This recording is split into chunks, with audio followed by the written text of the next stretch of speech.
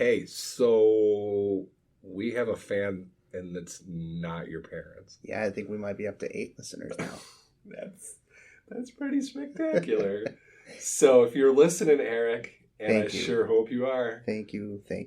We love you, man. Absolutely. Yeah, we don't want to say your last name, not because we're ashamed of you, just because we don't want to invade your privacy and your personal business.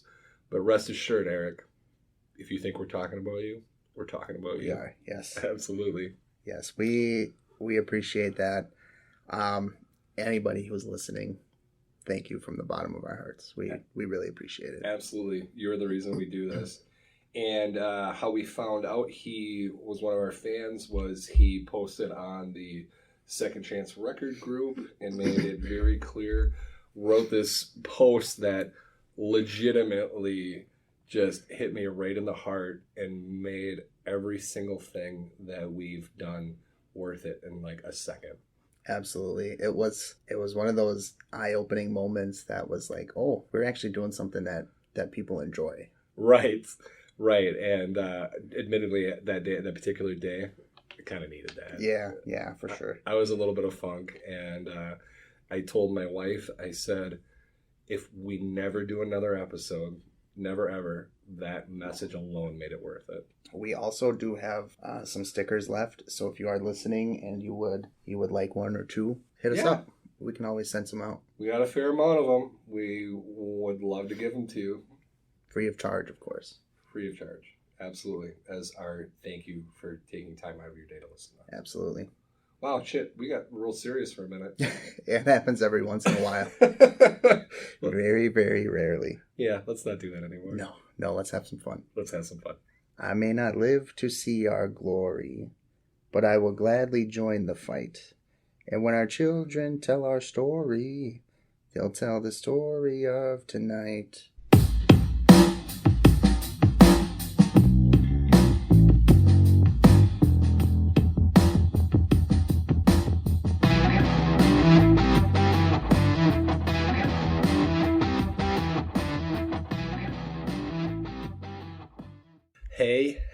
Hey. What's up, people? We are here coming to you from the Roadhouse, as always, except for that like 1 or 2 episodes where we're at my house. You may hear them with the birds screaming in the background. With me, as always, is the guy who, like Adele, has not worked hard in 6 years. The guy the world needs more than a remake of I Know What You Did Last Summer, Aaron Rohde. And of course, it's me, James Dorn. Hey, everybody. Happy Sunday night. Yeah, Sunday night. We didn't think we were going to get together.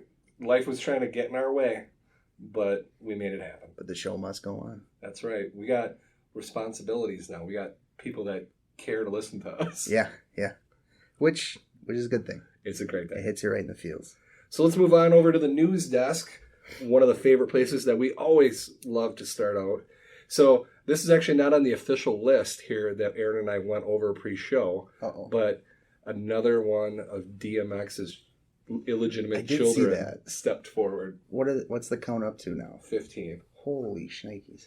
So, long story short, DMX's estate is coming up, so there's people rolling in the door going, DMX is my dad, because they all want to get paid, which... I can't blame them for it. Nothing against them, because clearly he probably wasn't in their life, and they should get a little support. I think it's a little shady that they're doing it because the last 10 years they probably didn't care at all. But let's be honest, DMX probably wouldn't have cared either. No, for sure. Yeah, man's still making headlines. Yeah, yes, and I'm sure he will for years to come. Yeah, absolutely. So Adele's got a new album coming out, which you may have noticed because we made reference to Adele. So what did you think of the new song?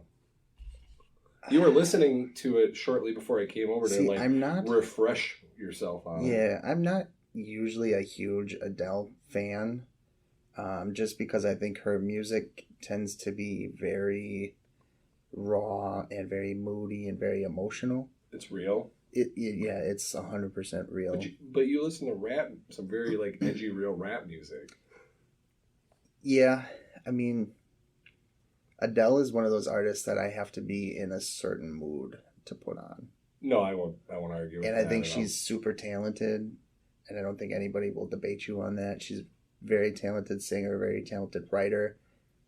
She's just not in my top 5 or 8 people to listen to regularly. She's deeply personal too. Like she She is. does not like to talk about her personal business. It's like these albums are like all we get from her. Right. So from my point of view, listening to it, I thought it was a pretty notable departure from the somber moodiness of some of her other music. It was actually kind of, I don't want to say upbeat, but the tempo was upbeat for sure. Yeah, it was rather fast for one of Adele's songs. Right, which she's older and she's matured now. Because it was like 19, 21, and this is 30. Yeah, I think so. Because she's going to be 30. And I was like, so I'm sure what she's going to put out is probably going to be good. It'll sell a million bajillion copies. She's always going to be one of those artists who sells a lot, who gets a lot of streams. Yeah. Just because she is so talented. One of my favorite stories about her was how she used to not have control over her Twitter because she would get drunk and tweet too much. Which I think is hilarious. Her record label would take it away from her. I'm like, that's glorious. That shows you how real of a person she is, though. that alone made me honestly, when I her. have a couple of drinks, I should probably have my Twitter taken over by somebody too. Oh, I should have my phone taken away from me straight up. I do very dumb things with my phone when I cross a certain point. I think I'm not going to get into them on this podcast because that's a different show. That's a completely different show. All right, so moving on down the line with news, some more beautiful news. Aaron, who's Olivia Rodrigo? I got to tell you something about Olivia Rodrigo, and I don't really know who she is. She is the person who sings "Good for You." This is the only song I know by her, which you call me boomer, call me whatever you want. Okay, boomer. But that's it. A lot of people say she stole this song from Paramore. I'm blanking on the Misery Business, I think is the one. I like Paramore, but I don't know Paramore well. Right. And I want to say she's like 22, 23, somewhere in that and we were range. all so smart when we were 21, 22. Yeah, I was brilliant back then. I tell people openly I was very dumb until I was 25. Yeah, I would probably tend to agree with you on that. I recently learned that apparently your prefrontal cortex is not fully formed until around 25. 25 or 27, something like that. Somewhere around there, which jives with that. Well, it reminds me, I went to St. Norbert College's homecoming tailgate yesterday. And that's a very prestigious local college around us. Yeah, I am an alumni from there, as is Melissa, my fiance. And her cousin is a senior there, and he is in one of the fraternities. So we went to their tailgate, and oh boy, did I feel old. At one point, I asked, instead of a beer, I asked for a bottle of water. And he threw me one, and some random kid goes, "You're drinking water?" And my comment was, "Dude, I'm almost 30. I can't drink beer all day anymore." So that just shows how old I'm getting. There is an expression. It's called "drink Wisconsinably." Mix in a water every now and again too. Yeah, no. I'm 40 years old and I don't. 1 or 2 is usually my limit. 3 and I'm flying. You just got to be efficient with it. That's right, absolutely. But again, that's another episode. So anyway, Miss Rodrigo, as we will call her, essentially said, and I'll read you the exact quote so you can make your own judgments. She basically said that no music is new anymore. That was her justification for this very scenario that Aaron mentioned. Which, I know where she's coming from. I get where she's coming from. Let's go to the quote, Aaron, and then we'll talk about it. Yeah. So, direct quote begins now. "So what's so beautiful about music is that it can be so inspired by the music that came out of in the past. Every single artist is inspired by artists who have come before them. It's sort of fun, beautiful sharing process. Nothing in music is ever new. There's 4 chords in every song. That's the fun part, trying to make that your own." And you and I have had this discussion quite a few times before. One of my favorite Ed Sheeran segments is him on somebody's late night show. I don't remember if it was Jimmy Fallon or Jimmy Kimmel or somebody. And he essentially said, I could play any pop song on the radio with 4 chords. And they did the traditional, oh, I don't believe you. They handed him a guitar, and sure enough, he could play any pop song you requested. And I think you look at a genre like hip hop, there's a lot of sampling of music that's done nowadays. Right. And the key is you take this sample, you speed it up, you slow it down, you add things to it, and you make old songs and, old instrumentals your own, and you put your own kind of spin on it. Nobody's reinventing the wheel with music these days. I know. I respect what you're saying, and I certainly agree with you on hip hop and the way that you're describing how it's created. I feel as though that pop music has gotten, maybe this is me being an old man at this point, music has gotten to the point where it's formulaic and no one's inspired anymore. So I think by the fact that someone's claiming that they can make essentially any pop song with 4 chords is not a statement of how inadequate that artist is. It's a statement of the poor cultural state that music is in presently. Yeah, and I think music has become a good. I mean, these songwriters in these big cities are writing songs to sell to an audience, essentially. Yeah. And they know exactly who they're writing that song for, and they say, okay, this age group, these 3 chords are sounding the best to this age group. And they kind of design the song for whoever they want the audience to be, and they throw it out there. Right, and we recently saw this post about a Juice Newton album in our record group, where essentially what they did was they felt this song was too country, and they took the steel guitar out and added strings to it to make it more of a popular pop song. And this was many years ago. Right. So this isn't a new concept. This is something that's literally been going on for decades. Yeah. And I think the advent of things like auto-tune has only made it easier to do these things. When I think things like that kind of change maybe the way it sounds just a little bit, but it doesn't change the fact that, pop music is pop music, for lack of a better term. There's always going to be similarities with popular music. There is, because we're all basically animals and we all like the same kind of sounds. Right. What do you boil it down to it? Yeah. But no, I am forever the optimist. I think that somewhere out there's creative people that are working towards accomplishing something, and they're going to help shape pop music. I think at some point we will have another Beatles, someone that's going to come in and just revolutionize the way we do stuff and take us on a journey. Yeah, I agree. I'm kind of longing for those days. As am I. I think we all kind of want that new huge group to come around and kind of revolutionize things a little bit. Yes. And I think that things like Spotify being avenues for undiscovered artists, being able to self-publish, I think that that's a good thing. That's huge. Yeah. I think that's great. Hey, but speaking of the Beatles, Paul McCartney recently dispelled a 51-year-old rumor to the BBC.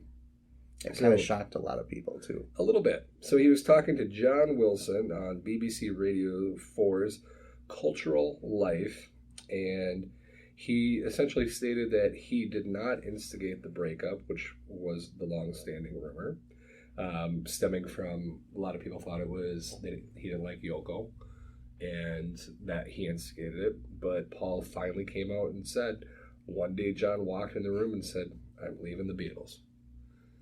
And my question is, does it matter? No, I don't think so. No. The Beatles are the Beatles. They're always going to be. Right. I think anytime you have a group of people working together as closely together for as long as they did, there's going to be some disagreements that pop up, and people are going to hit their breaking point at some point. Right. And also, too, it's documented. Like, you can, if you dig into the Beatles anywhere, John Lennon was not a nice guy. Right. Like, he got in bar fights. There's a rumor, too, that at one point in a bar fight he killed someone before the Beatles got popular. Mm. He was a cultural icon, but he was not a nice person. Yeah, the spotlight kind of shone on him, and he left his wife when he got famous. Yeah. Julian Lennon, Julian, was it Sean or Julian? I think it's Julian, the kid that he did not have a Yoko. Right. He left that mother and essentially left him aside because he became rich and famous. And that's one thing I kind of struggle with is the media will only portray somebody in how they want you to perceive them. Right. You go to New York, you can go to Strawberry Fields, you can see all this happy Beatles stuff, and don't get me wrong, the Beatles are great. I love the Beatles. I have a lot of Beatles at home. Right. But they really paint John Lennon just to be this amazing activist and say how wonderful he is. It's not necessarily true. It's not. Anyway, I digress. So, moving on, another interesting thing. I was showing Aaron a really special music video. Oh my gosh. Special is one way to describe it. So, if you keep up on our Facebook page, you can easily see this music video that I'm talking about. And I'll give a little bit of a lead in, and then I'm gonna let Aaron talk about what you experienced when watching this music video. It was a ride. It was a ride. I just knew. So I'm a big geek. I love Star Trek, Star Wars, anything like that. So one day when I was scrolling through Facebook, I saw Snoop Dogg did a Mandalorian themed music video. Tell me how good it is, Aaron. So the name of the song is Mount Westmore Big Subwoofer. The music video is just as weird as the name of the song. I like the music. Yeah, I like the music. To me, it feels like something that they would play at like a club or late night at a bar to get people out of the dance floor. But in the music video, they start out in the cockpit of one of these ships, right? It looks just like the Razor Crest from The Mandalorian. Yeah, and it's Snoop Dogg, Ice Cube, E40. I don't know who the fourth guy is, but he looked like Dr. Dre at first to me. It's not. Dr. Dre doesn't do that nerd stuff. I'm seeing Too Short, I believe, is the name of the other guy. You've heard of Too Short, though, right? Yeah. Okay. I was gonna say I was gonna lose some respect for you. No, I know who he is. The music video sucks. It's the most ridiculous thing I've seen in a very, very long time. So it cuts to the cockpit, and they're in there talking. Snoop's wearing the Mandalorian Beskar armor, and they're just talking about stuff. They're talking about shooting stuff, like gangbangery stuff, and they're in a Star Wars ship. There's a corgi who I think is supposed to be dressed up like R2-D2. There are blue women painted in blue body paint. There are three-breasted women. I don't know if it's supposed to be an Avatar reference or if they just thought, let's just throw some blue body paint on you. Yeah. There's a dude in an alien mask doing some crazy freaking dances in the background. And what's the ship shaped like, Aaron? It's shaped a little phallically. Oh, you can say that. You can say it's a penis, Aaron.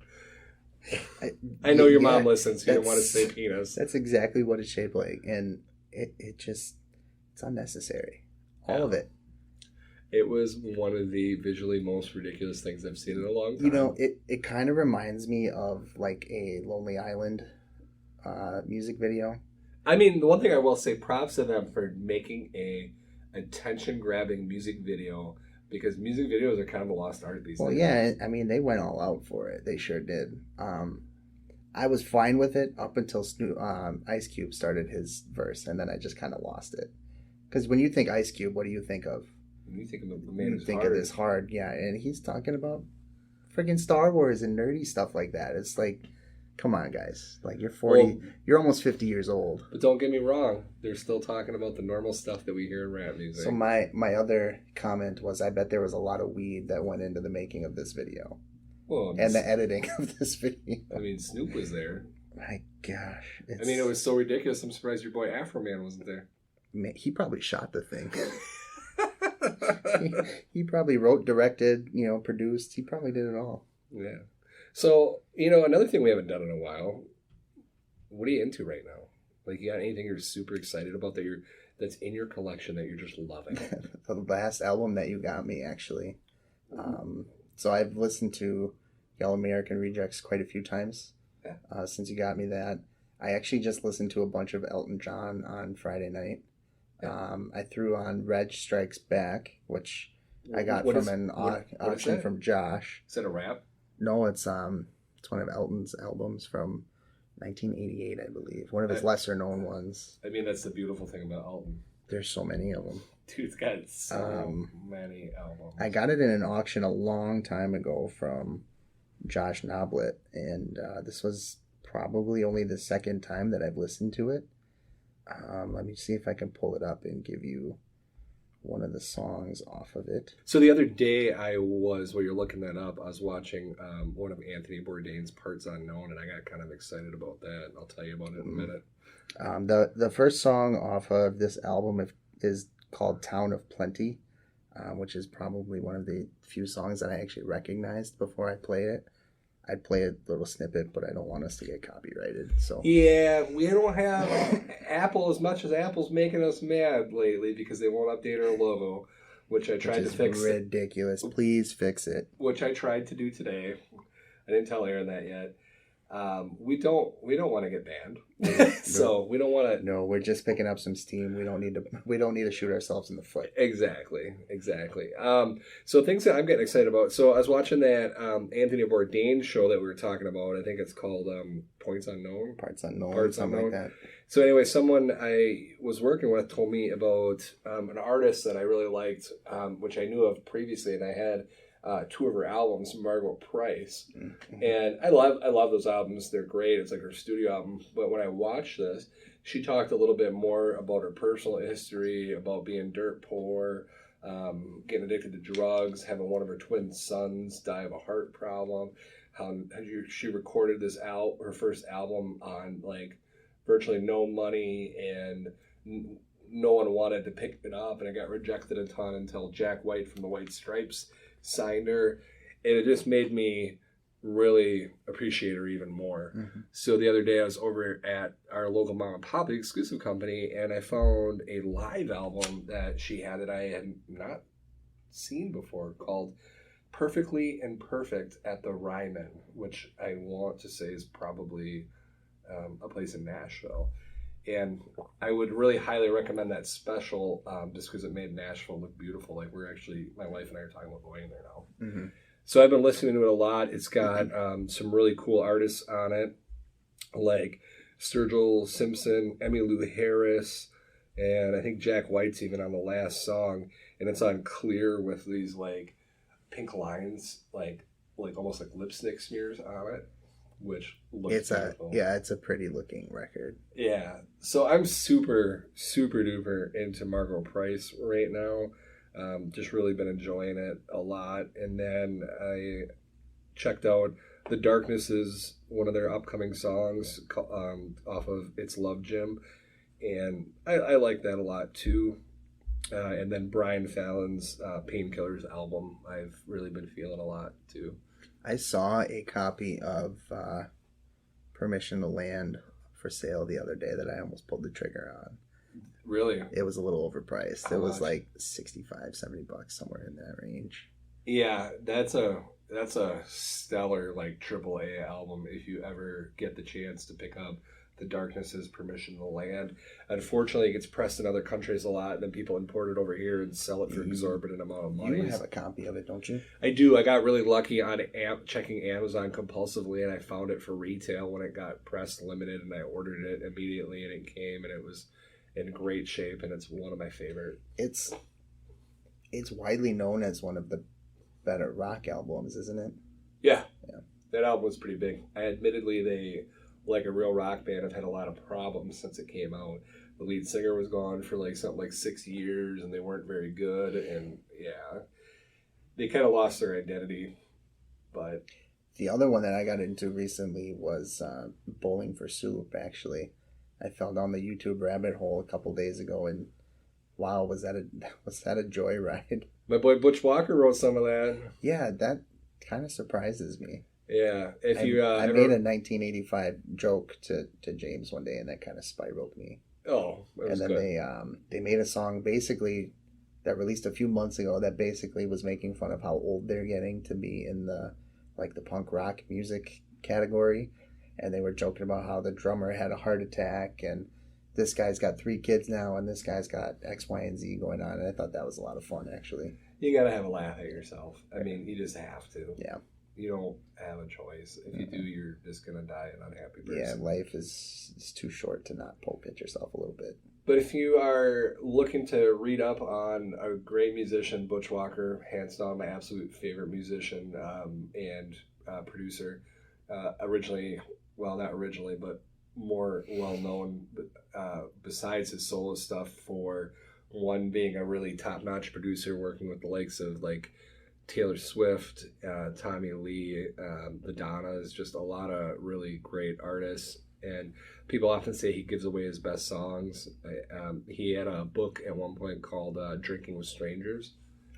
And That's he talks awesome. about Bowling for Soup and how great they were. And he didn't say what songs, but they were just getting started. And he wrote with them and he just gave them the songs. Which is really cool. A lot of people wouldn't have done that. Yeah, and just getting them started out. So I can't recommend that enough. So anyway, let's we got each other some records. Yes. Yeah. You want to go first? You want I to can go first. I think normally you go first, but I'll go first this time. It's up to you. All right. So Aaron picked me up a album from the 90s. So just to kind of put things in perspective, it is 2021. I'm 40 years old, so I was at prime music listening age in the 90s. Yeah. So yeah, that was right. absolutely. That was right at my jam time.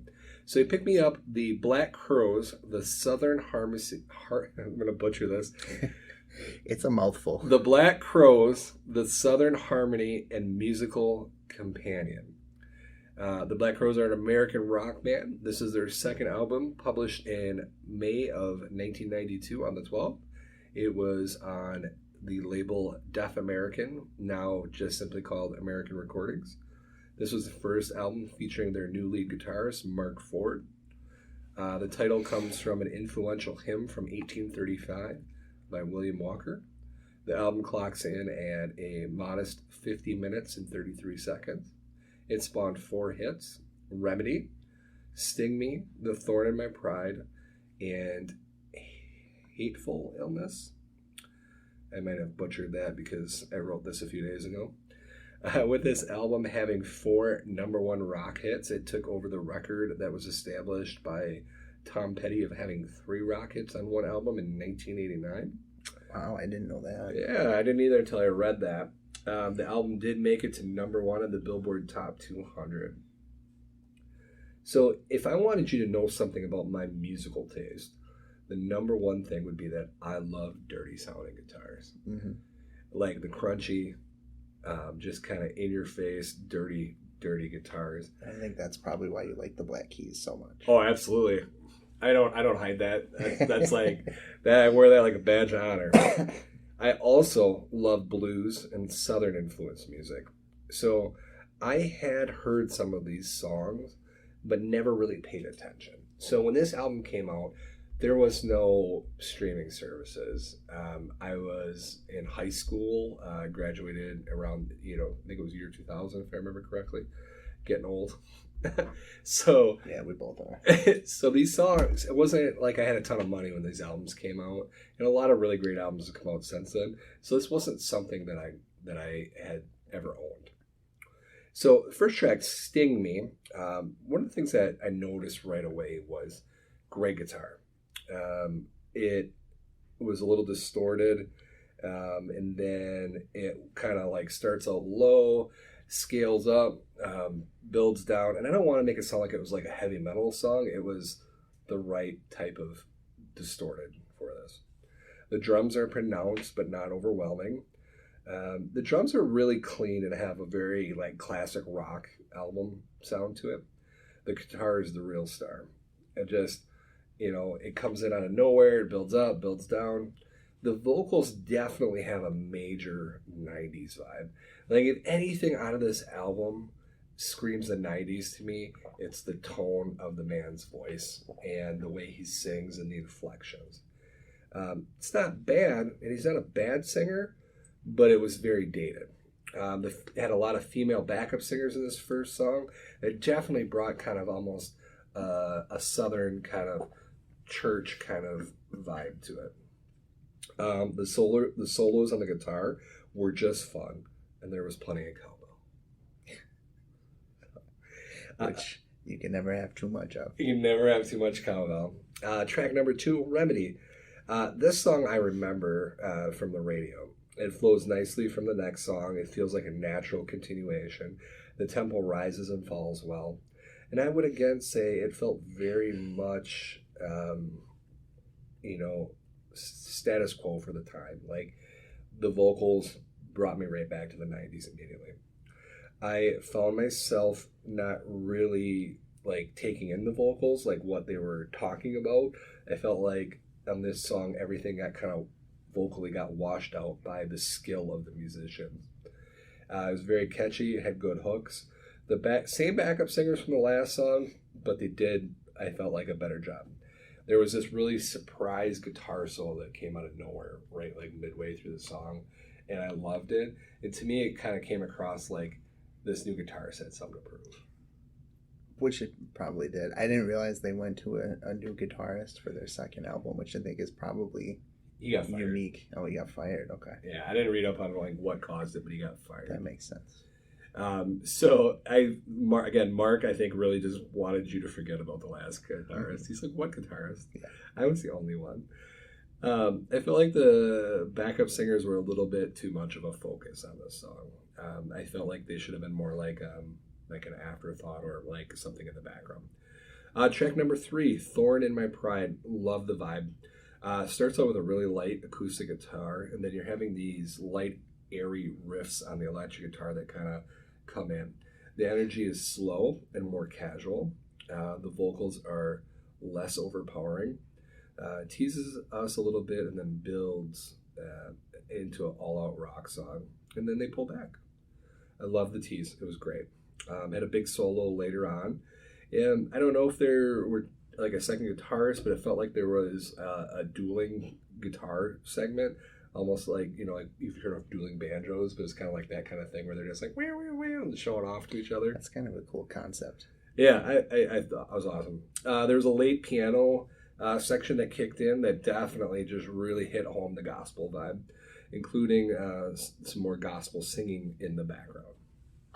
Then we're going to jump up to track number 4, Bad Luck Blue Eyes. Hands down my favorite song on the album. I don't believe this was one of the hits, but I liked it. Had amazing mid-tempo blues guitar. The lead singers dropped the 90s like kind of forced tone in favor of a more stripped down version. I would have loved to hear more of this, and I haven't listened to more of the Black Crowes albums, so they might have went more in this direction. Reminded me a little bit of Dark Side of the Moon at times, and in the end it was a bit just the singer's yell, like he just lets out this unusual yell at the end of the episode. Not like at the end of the episode, the end of the song. Not like a metal scream. No. So like it was a blues song, and he just lets out this random yell at the end, and it felt really odd.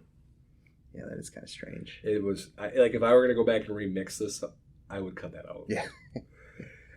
So those were like the songs that kind of really jumped out at me. So the rest of the album was consistent.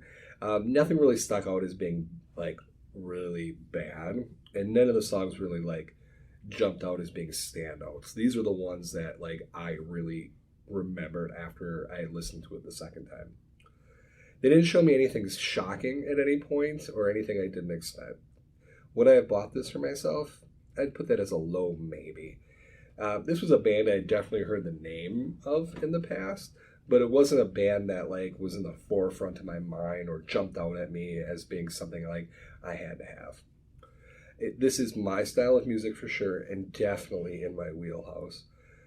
I just don't think that I would have probably made it a priority in the past. With the blues and southern rock and fusion, this was an excellent choice for me. I can say confidently this will be in my moderate rotation.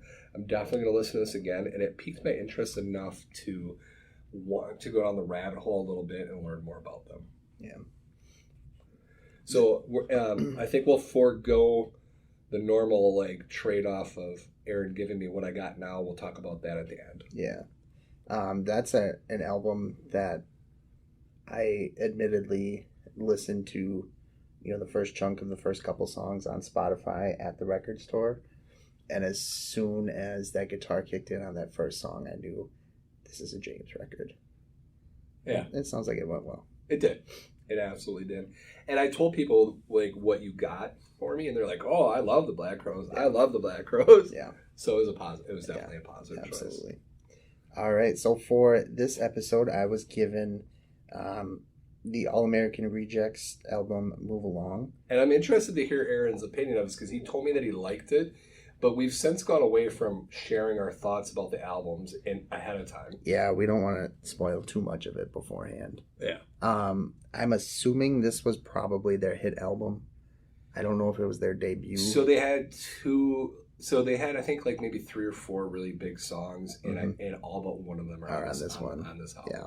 So this was probably the album that sold the most, which is probably fair to say. So this album was released in 2005. To put that into perspective, I was 11 at the time, going into middle school, and this brought me back for sure. The album opens up with the hit single "Dirty Little Secret," which is exactly what I remember it being. Everybody remembers that guitar riff to open up the song. I remember that music video. Yeah. And this is one that, when you put on, it kind of brings me back to the middle school dances where they're just blaring this in the gym. And it kind of like encapsulates punk rock or emo rock of that time. Yeah, it was like Them, like Jimmy Eat World. Like there was a lot of bands that were in that group. Like Green Day to a point. Right. Green Day, American Idiot was the big album for all of us just because that's when it came out. The next song was a little softer. It's a classic breakup song from the time. The one vocal that stood out was "I Don't Want to Bleed for You." So that was a little change of pace. And then it goes right into the title track, "Move Along." And I think this is the point where I texted you and I said, I forgot how good this song was. Which I do listen. It's a great song. This makes it a heavy rotation on my Spotify. I was going to say, this is one that you kind of throw on when you're in the middle of a shit day and you just want to get through it, and you need that gentle reminder to just keep pushing on. It's only one day. Tomorrow's a new day. And I think it's one that we all need to hear at some point or another. This is also the point where I joked with you that I was kind of surprised that you like this album and this group as much as you do. Because from what I remember back in the day, they were very mainstream, and I know you kind of like to go against the crowd with some of that stuff a little bit. Yeah, this record that I gave you, just because I know Aaron was not feeling things musically at that point. So I had 2 records in my hand, and I was going to buy them. One of them was going to be for me, and one of them was going to be for you, because they did not have the record that I wanted to get you there. So I texted you, and I asked you what I gave you. I told you very vague statements about it, and this is the one you picked. So this was going to be for me. It was going to be yours. It was going to be for me. Now I feel a little bad. No. I did go back to look to see if they had another copy recently, and they didn't, but don't feel bad. This was also confusing to look at on Spotify because you're right, the cover that I have is a black cover. When they first released it, it was a white cover. Which I like it better in black. I do too. It's a lot easier on the eyes. The next song was more of a ballad, but it's one of their more well-known songs as well. "It Ends Tonight." That's a great song. Yeah. It's one that really hits home. They talk about a weight being lifted, darkness turning to light, and ending tonight. It makes me think of another breakup song almost. You could tell he's a little hurt, but he got through it and he's moving on. The next song is "Change Your Mind," which kind of switches the tone of the music in the album. Musically, it's more upbeat, and the opening verse talks about the tides turning. So this is kind of where they feel like they're turning a new leaf. This is the point of the album where it starts to make me miss this type of music and this genre of music.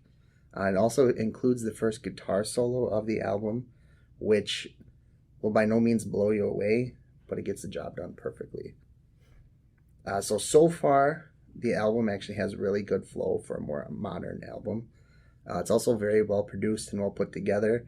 There are perfect crescendos when you need to feel more energy, lots of build up in the right spots, but it's not overdone in any way. "Night Drive" is the next song. This is one that kind of hits you in the face right away. It contains a beginning that is very similar to the SATURDAY song, which I couldn't find for the friggin' life of me, but I finally found it. Bay City Rollers. Yep. This one got me pumped up for sure. You get the double time drums, the guitar, you get the wah-wah synth sound over the top, which kind of surprised me to hear in this album, but it was awesome once I heard it. It added another layer to the song and the music overall, and it kind of made me feel like I was about to run out of the tunnel at a football game and smack the crap out of somebody. It got me going. So that concluded side 1. Side 2 then picks up right where that left off. You leave Night Drive for 11:11 p.m., which is basically a song about being up to no good late at night. There might be an 11:11 Make-A-Wish reference here as well, but I'm not entirely sure. I'm not going to lie, this one had me headbanging along with the music, and it made me realize I might be an emo or early 2000s pop rock fanboy. But we won't go there. That's okay. I was just on Wikipedia. Here's a fun fact for people who love useless trivia. The lead singer of the band, Tyson Ritter, was the love interest in the movie The House Bunny. Really? Yeah, so if you ever go back, he was... strange. Yeah. So my wife loves that movie, so that's why I remember that. And then also I just kind of was scrolling through the band's history just because I didn't know if they were still together or not. Sounds like they had been no longer affiliated with their record label, and they have since moved on. They are signed up elsewhere. Sounds like COVID kind of they're with Epitaph, and then sounds like they had released some singles and stuff, not like any full albums recently. But on August 21st, of 2020, they had released a 14-song collection on Spotify called Rejects Faves, which handpicked favorites from their 4 studio albums. Oh, I bet that's really good. Yeah, so it sounds like they're still planning on doing more albums, but I think they actually had a kind of reunion tour not too long ago too. I remember seeing videos. Looking it up and stuff. They've definitely been doing stuff. They donated money away for like COVID relief and things like that. Like, so they're, which is really cool. Oh, here's another band from that Blink-182. Yeah. So they're definitely out there trying to do things, and I'm sure that they're working on stuff. After listening to this, I kind of hope they are still kicking, and I hope they're ready to make a splash in the music scene again. Yeah. Speaking of a splash, just remember, if you really do love our logo, to check out G Street Collective. Absolutely. Yeah, so big thanks again to Mike for taking the time to put our logo together. We love it. They got so many good things on there, like posters and mugs and things that you can get your designs on, or you can have them create a design, and then mutt rags. Yeah, I have not ordered one yet. Yeah, we gotta do that. Christmas is coming. We've gotten lots of great feedback on our new logo too. Yes. So we really appreciate that. Yes, we appreciate you guys so much for helping us, and Armando from Second Chance Records for putting us in contact and helping make sure that happens. Yes, thank you. So anyway, back on to our record. So we're doing something different this time. We're not going to do the same old, Aaron. What are we doing, buddy? So we're doing something interesting. Your girl suggested it. Before I get to that, I will just say this record is not one that I would have bought on my own, not in the near future anyway. Yeah. But it will definitely make the heavy rotation for me. You're talking about the All-American Rejects? Yeah, sorry, I didn't interrupt you there. No, that's fine. Yeah, so for this next time, Melissa suggested, why don't you let me and Chelsea pick a record for you guys? And I was like, what an intriguing idea. Yeah, and we kind of made the rules. Basically, they were going to go to the store or go online, whatever. The only feedback we could give them was no Billie Eilish for you, no Taylor Swift for me. And the only other thing we could say was, yes, we already have it. Right. If we didn't have it, they were going to buy it. Right. And I was fully expecting my wife to screw with me. I was too. Melissa came home and I'm like, you better not have gotten me Taylor Swift because I'm going to throw something. I was expecting my wife to pull out Some Lizzo. Well, she knows I know Lizzo, and I have a mixed relationship with Lizzo. I was expecting her to get something really poppy and just mess with me, and she didn't. I anticipated Chelsea getting you a pop country record. Yeah, I really did. Yep. No. So my understanding, as the story goes, she was watching a TV show. She heard a song, and she got me this album. So what she got me is, the artist is Mavis Staples. The album is We Get By.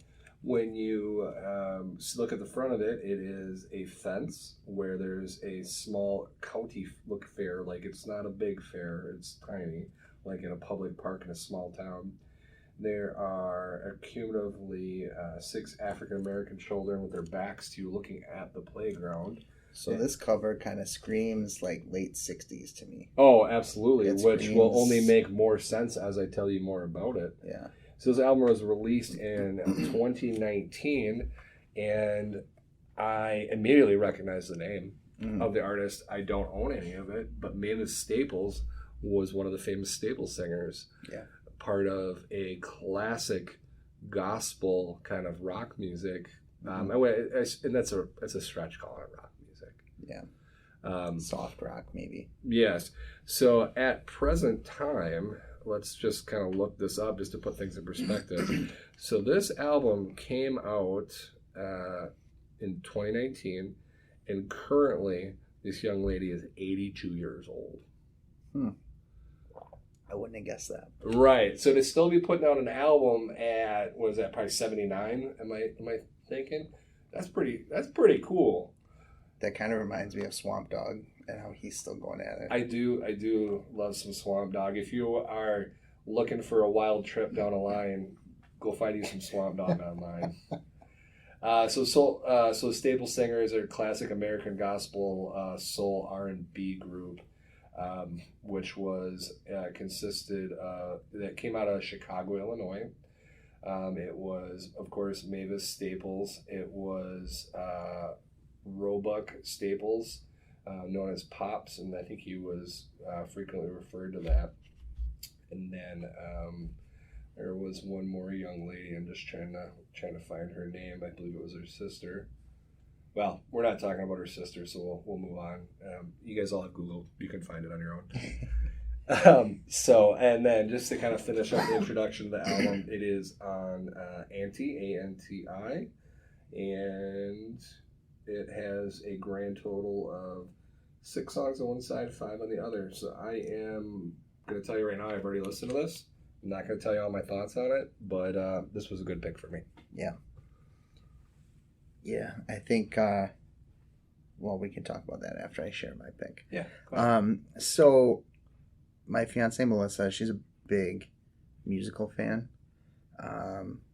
She loves just about anything Broadway. And she knows I'm a big fan of The Greatest Showman. So she got me the original Broadway cast recording of Dear Evan Hansen, who's written by the same guy or people who wrote The Greatest Showman. I know almost nothing about the show. Excuse me. But I know it's one of her favorites. It is one of her uncle's favorites. The cover of it has a boy with his arms crossed and he's got a cast on one arm, and it kind of looks like he's an outcast. So everybody loves an underdog story. Yeah, I'm sure it's about him being kind of cast out of the cool kid group at school or something, and how he makes his way and finds friends and things of that nature. I have only listened to a couple songs so far. I'm out of Inner and Outer Sleeves records, so let's go break into the exclusive company. I'm avoiding opening any of my new stuff until I get more sleeves to put them in. Yeah, so just a reminder, if you are new to collecting and you get some new records and you notice there are the white plain sleeves on the inside, you can get what's called sleeve marks on there if you're not incredibly careful. So it is our recommendation that you look into purchasing some rice paper based sleeves that either say MoFi or Big Fudge make, and these will help keep moisture off of your records. They will be anti-scratch, anti-static. Yeah, They do a lot to preserve your records. Yeah, they're archival quality. So you can get a pack of 50 of them for about $20. Yeah. So I think there were 2 avenues to take for this challenge, or whatever segment. Lay it on me, homie.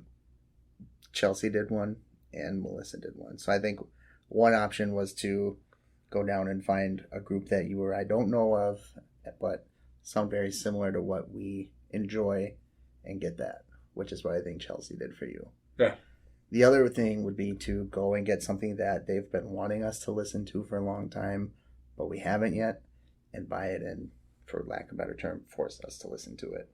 And that's kind of what Melissa did for me. So I think it was wise of them to make the decisions that they did. Maybe at some point we'll do Melissa buys me a record and Chelsea buys you one. That could be a trip. That might be one of those situations where one of us could end up getting something we don't want. I almost guarantee Chelsea would buy me Lizzo. Yeah. Well, we make the rules very loosely. Yeah, we're not authoritarians.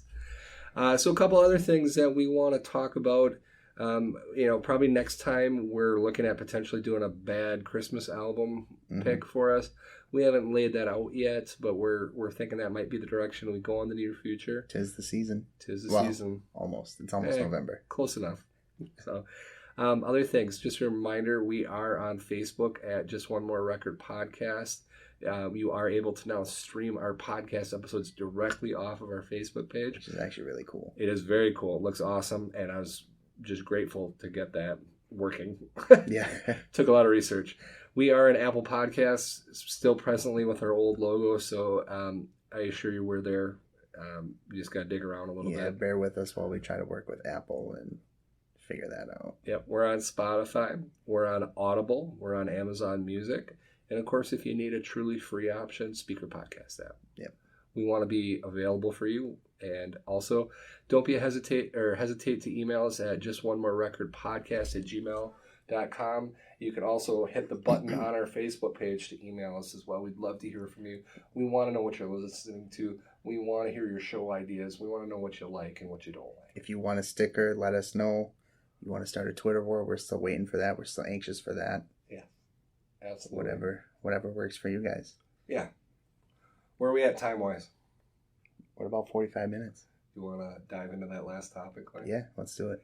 So we kind of had this thought where we were posing, what about religion in music? And I think this fits in with that Black Crowes album quite a bit, actually. Right. I'm not going to lie. That probably spawned the idea a little bit. And then like me getting a Mavis Staples record, who's a known gospel singer. Right. And we want to specify right out the gate, Aaron and I are not speaking negatively of religion. We're purely talking about religion as how it impacts your music. Yes. So one of the things go ahead, Aaron. I actually listened to, or have in the past, quite a few gospel rappers. What do you mean by gospel Christian rappers, I should say. Do you mean a rapper that's a Christian or a rapper that raps about Christian things? Yes. So a lot of people label NF, who we've talked about on the show quite a few times, as a Christian rapper. And he's gone out and said, there are a couple of lyrics in his songs. Yes, I'm a Christian, but I'm not perfect. And I don't think he pushes God on you too much in his songs. I mean, you've listened to that one album.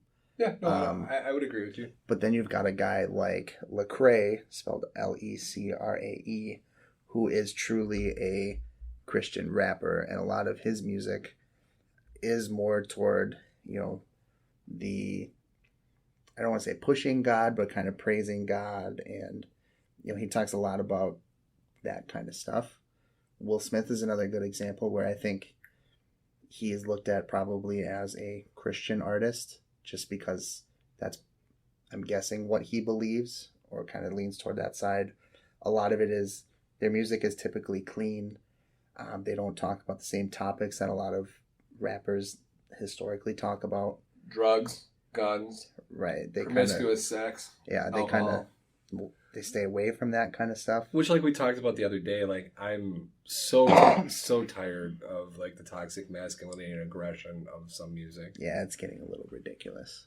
But I think there's a fine line between musicians who push the good vibes and, the positive energy, and then where they get too much about religion.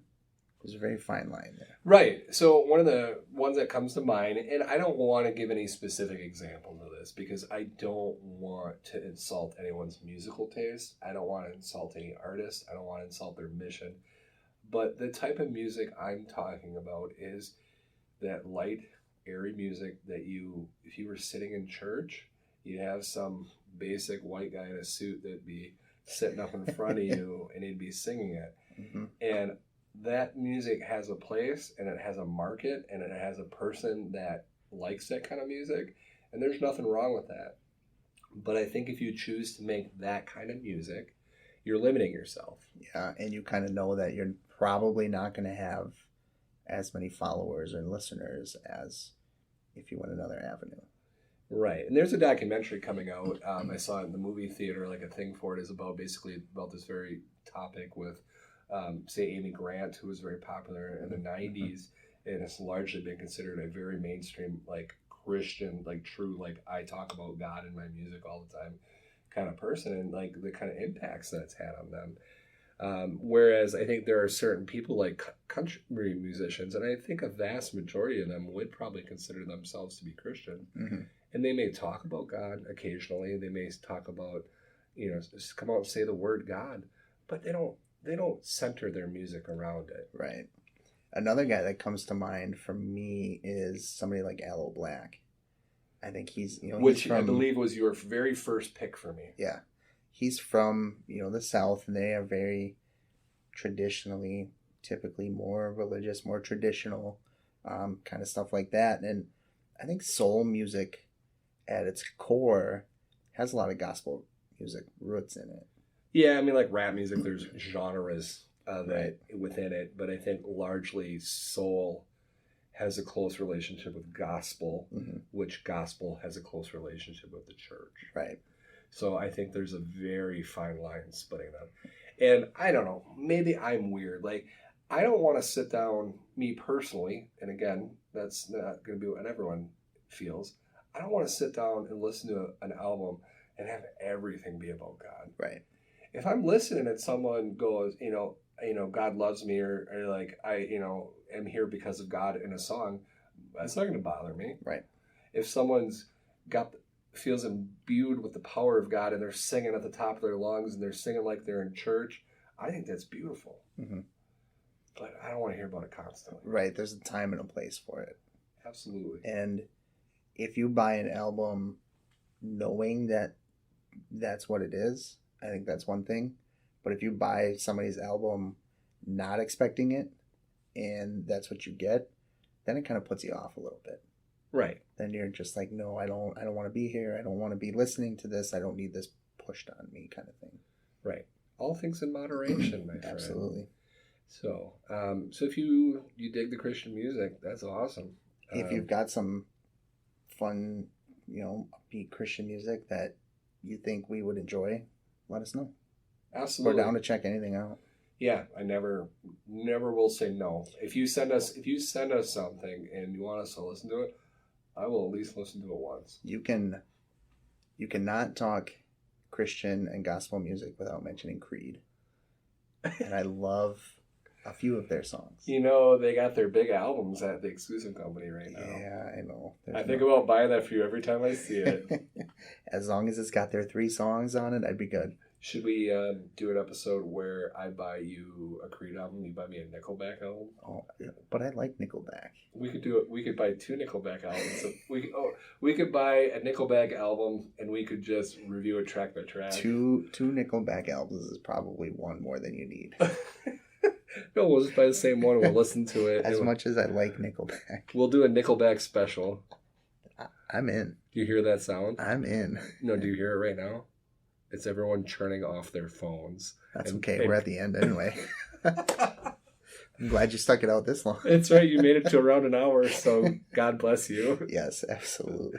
So anyway, guys, thank you so much for tuning in. Yes, we genuinely appreciate you. We value, we love you.